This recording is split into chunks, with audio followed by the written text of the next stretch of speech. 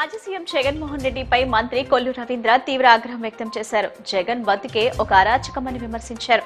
5 ఏళ్లు నిధులు బిల్లులు ఇవ్వకుండా జువ్వన తిన్న హార్బర్ ను అడ్డుకుని మత్స్యకారుల పొట్టకొట్టిన వ్యక్తి జగన్ అంటూ వ్యాఖ్యానించారు.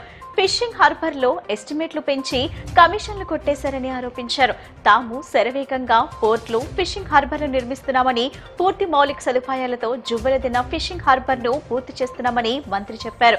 మత్స్యకారుల జీవనోపాధిని దెబ్బకొట్టేలా జగన్ తెచ్చిన జీవో నెంబర్ 2017 రద్దు చేసి ఆదుకున్నామని మంత్రి వెల్లడించారు. స్పీడ్ బోట్ల ద్వారా తమిళనాడు బోట్లను పట్టుకుంటే దానిపై జగన్ దుష్ప్రచారం చేస్తున్నారని మండిపడ్డారు. రోడ్డు ప్రమాదాల నిరోధానికి ప్రభుత్వ శాఖలు, పౌరులు సమిష్టిగా కృషి చేయాలని రాష్ట్ర వైద్య ఆరోగ్య శాఖ మంత్రి సత్యకుమార్ యాదవ్ పిలుపునిచ్చారు. ప్రభుత్వ శాఖల్లో ముఖ్యంగా రవాణా, పోలీస్ శాఖలు రోడ్డు ప్రమాదాలు జరగకుండా ఉండేందుకు అవసరమైన చోట్ల ముందు జాగ్రత్తలు చేపట్టాలని పేర్కొన్నారు.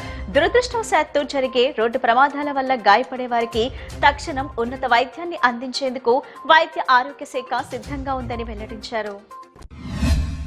ఎండనక వాననక నిరంతరం రోడ్లపై ఉంటూ ట్రాఫిక్ క్రమబద్దీకరించే పోలీసుల సేవలు వెలకట్టలేనివని విజయవాడ నగరపాలక పోలీస్ కమిషనర్ ఎస్పీ రాజశేఖర్ బాబు కొనియాడారు. ట్రాఫిక్ సిబ్బందికి పలు స్వచ్ఛంద సంస్థలు సహకారంతో సమ్మర్ కిట్లు పంపిణీ చేయడం ఆహ్వానించదగ్గ విషయమని ఆయన వెల్లడించారు. క్షేత్రస్థాయిలో ట్రాఫిక్ పోలీసులు పారదర్శకంగా, అవినీతి రహితంగా పనిచేస్తూ ప్రజల మన్ననలు పొందాలని ఆయన సూచించారు.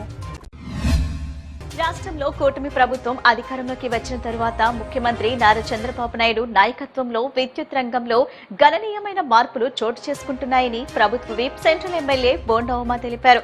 ప్రజలకు నాణ్యమైన విద్యుత్ సరఫరా చేయడమే లక్ష్యంగా ప్రభుత్వం పనిచేస్తుందని ఆయన స్పష్టం చేశారు. పార్లమెంట్ నియోజకవర్గాల పునర్విభజనపై ముఖ్యమంత్రి చంద్రబాబు నాయుడు, ప్రతిపక్ష నేత వైఎస్ జగన్మోహన్ రెడ్డి తమ పార్టీల స్పష్టమైన వైఖరిని ప్రకటించాలని సిపిఐ రాష్ట్ర కార్యదర్శి గుజ్జల ఈశ్వరయ్య డిమాండ్ చేశారు. డిలిమిటేషన్ కు ముందు సమగ్ర జనగణన, కులగణన నిర్వహించాల్సిన అవసరం ఉందన్నారు. ప్రజాస్వామ్య పరిరక్షణ దృష్ట్యా డిలిమిటేషన్ ను సిపిఐ తీవ్రంగా వ్యతిరేకిస్తుందని, ఈ విషయంలో ప్రాంతీయ పార్టీలు తమ మౌనాన్ని వీడి రాష్ట్ర ఆత్మగౌరవాన్ని కాపాడాలని ఆయన పిలుపునిచ్చారు. పెరుగుతున్న ఎండల పట్ల ప్రజలు అప్రమత్తంగా ఉండాలని, అవసరమైతే తప్ప ఎవరూ బయటకు రావద్దని ఎమ్మెల్యే బోండా మహేశ్వరరావు సూచించారు. విజయవాడలో ఎండ తీవ్రత ఎక్కువగా ఉంటుందని, వడదెబ్బ తగలకుండా ప్రభుత్వం అన్ని ముందస్తు చర్యలు చేపడుతుందని వివరించారు. నగరపాలక సంస్థ, స్వచ్ఛంద సంస్థలతో పాటు టీడీపీ శ్రేణులు కూడా చలివేంద్రాల ద్వారా మజ్జిగ పంపిణీ చేస్తున్నారని వివరించారు. మన దేశ స్వాతంత్ర సంగ్రామంలో విరోచితంగా పోరాడిన దివంగత వడ్డే ఓబన్న పోరాట తెగువ స్ఫూర్తిదాయకమని మైలవరం శాసనసభ్యులు వసంత వెంకటకృష్ణ ప్రసాద్ అన్నారు. కూటమి ప్రభుత్వం వడ్డే ఓబన్న జయంతిని అధికారికంగా నిర్వహించడానికి ఉత్తర్వులు జారీ చేసిందని గుర్తు చేశారు. మైలవరం పట్టణంలో ఓబన్న విగ్రహాన్ని ఏర్పాటు చేశామన్నారు. త్వరలోనే ఇబ్రహీంపట్నం ఏరియాలో కూడా ఓబన్న విగ్రహాన్ని ఏర్పాటు చేస్తామన్నారు.